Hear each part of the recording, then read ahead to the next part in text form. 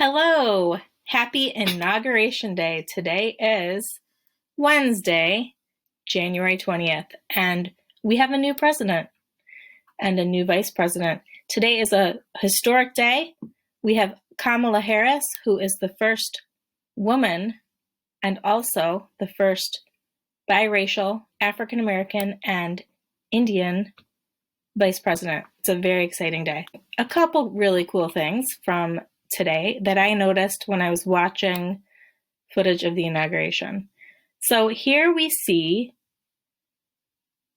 Mr. President Joe Biden and Dr. Jill Biden. She's a doctor of education. That means she went to school for many, many years. And they're looking at this painting. Take a look at that painting. Dr. Jill Biden chose that painting to hang in the rotunda. So this is the Capitol building. Here you will see the stairs going up to the Capitol building, and you see that dome. This is what it looks like inside of the dome. That's called the rotunda, and this is where that painting is hanging. Here's the ceiling, and here's right where they were standing. I think they built a false wall right there, and here we see people inside to hang on this wall, and it's very important. This painting is called Landscape with Rainbow, and it is by the artist Robert Sheldon Duncanson, and it was painted in 1859. I want to give you a quiet minute to take a look at it.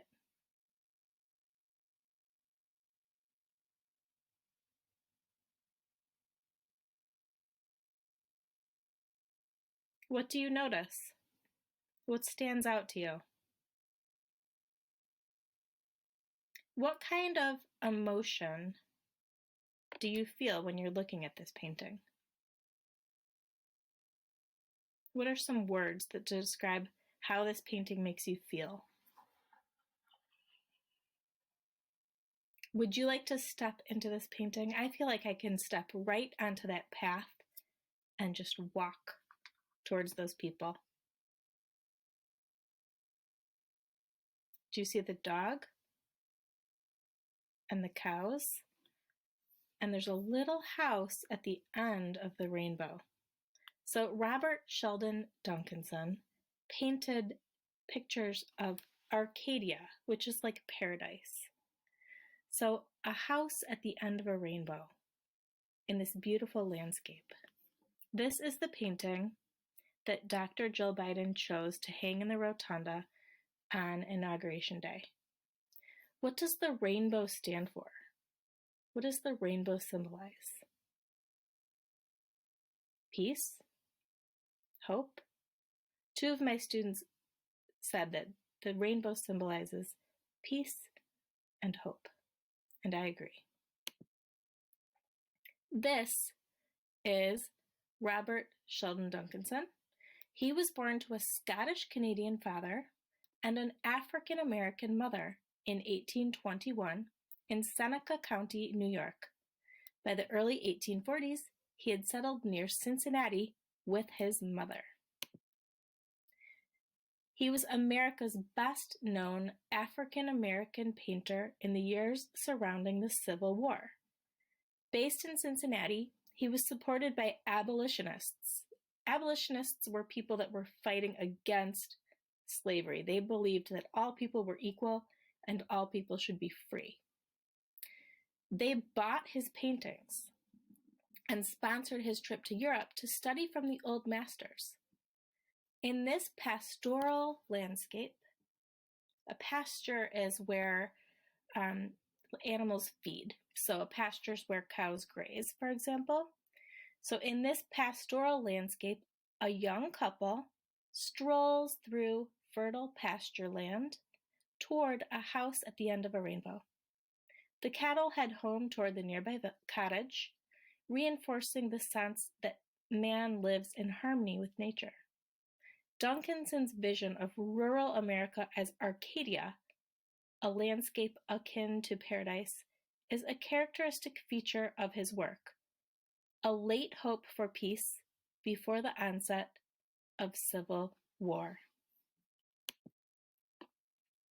This is another landscape by the same artist. Now this is another very important person. This is Amanda Gorman, and she is the poet laureate. She's only 22 years old. That's so young. She is the youngest poet laureate we've ever had in the United States. So the United States chooses one poet laureate to put words to what's happening in our nation and to give us hope. Laureate comes from the word laurel, the Latin word laurel. Laurels it's a plant. So a lot of times when people are honored, they will be given a crown of laurels. And laurels it's like a crown of leaves. Have you ever seen someone wearing a crown of leaves? That's a laurel crown. So the poet laureate is an honored person, okay? They have been honored because of their wonderful work that they've done and the gifts they have to share with us. So how amazing that at the age of 22, this awesome person, Amanda Gorman, is our poet laureate. I'm so proud. I want to show you a video of Amanda Gorman. And while you are looking at this video and listening to this video, maybe you can draw a rainbow or another image that represents hope and new beginnings to you. Let's check out that video.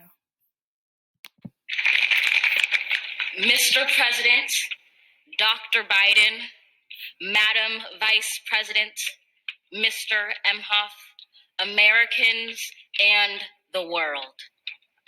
When day comes, we ask ourselves, where can we find light in this never-ending shade? The loss we carry, a sea we must wade. We've braved the belly of the beast. We've learned that quiet isn't always peace, and the norms and notions of what just isn't always just is.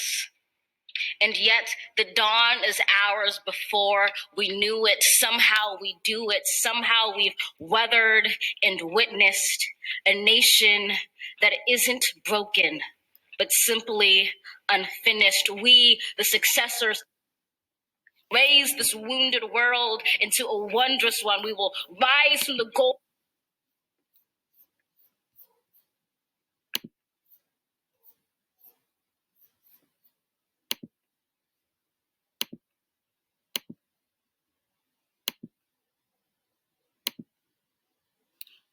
Wade, we've braved the belly of the beast.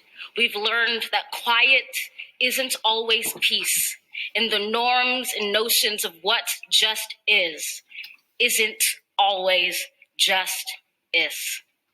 And yet the dawn is ours before we knew it. Somehow we do it. Somehow we've weathered and witnessed a nation that isn't broken, but simply unfinished. We, the successors of a country and a time where a skinny Black girl descended from slaves and raised by a single mother can dream of becoming president, only to find herself reciting for one. And yes, we are far from polished,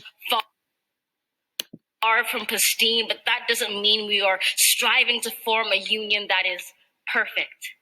We are striving to forge our union with purpose, to compose a country committed to all cultures, colors, characters, and conditions of man.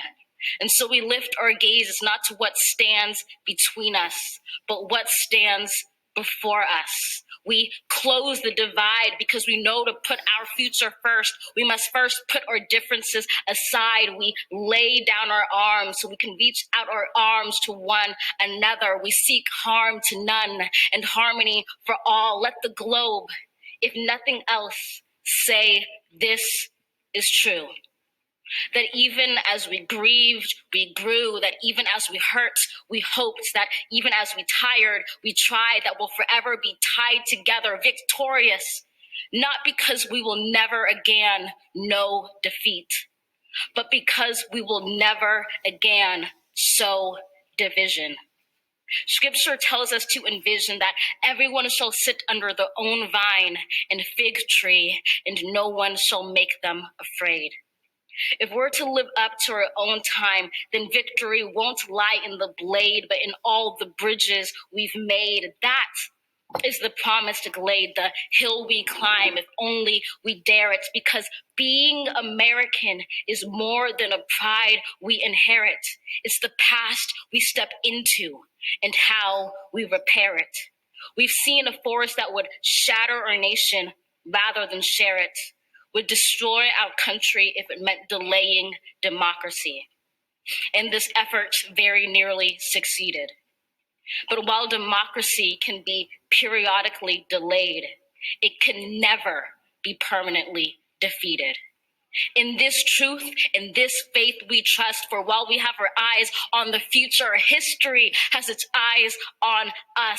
This is the era of just redemption. We feared it at its inception. We did not feel prepared to be the heirs of such a terrifying hour, but within it we found the power to author a new chapter, to offer hope and laughter to ourselves. So, while once we asked, how could we possibly prevail over catastrophe? Now we assert, how could catastrophe possibly prevail over us? We will not march back to what was, but move to what shall be, a country that is bruised but whole, benevolent but bold, fierce and free. We will not be turned around or interrupted by intimidation, because we know our inaction and inertia will be the inheritance of the next generation. Our blunders become their burdens. But one thing is certain: if we merge mercy with might and might with right, then love becomes our legacy and change our children's birthright. So let us leave behind a country better than the one we were left. With every breath from my bronze-pounded chest, we will raise this wounded world into a wondrous one. We will rise from the gold-limbed hills of the west. We will rise from the wind-swept northeast, where our forefathers first realized revolution. We will rise from the lake-rimmed cities of the Midwestern states. We will rise from the sun-baked south. We will rebuild, reconcile, and recover in every known nook of our nation, in every corner called our country. Our people, diverse and beautiful, will emerge battered and beautiful. When day comes, we step out of the shade, aflame and unafraid. The new dawn blooms as we free it. For there is always light, if only we're brave enough to see it, if only we're brave enough to be it.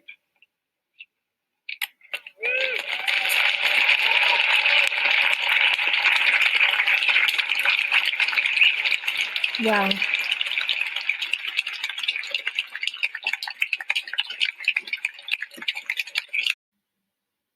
I hope you enjoyed that reading.